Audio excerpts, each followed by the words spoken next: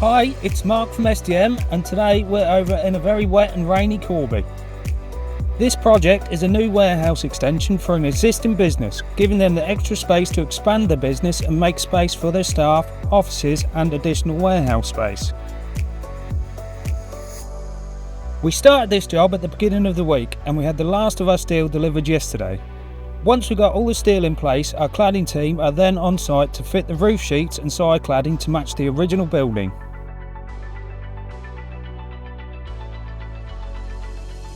Today we've been carrying on getting the columns up and adding in the braces, and we should have that all done by the end of this week. Once all the columns are in, we're then going to move on to the trusses, bolting them together on the floor, then lift them into place.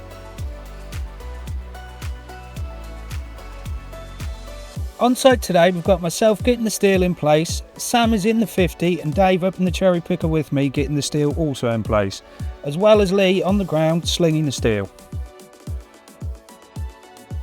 The main contractor in this job is GKL. We've done a few jobs for them before, so it's great to have another job with them, and this one's going really well. Thanks for joining us on a very wet Wednesday in Corby. Hope you enjoyed it and catch all the updates from this site on our social media.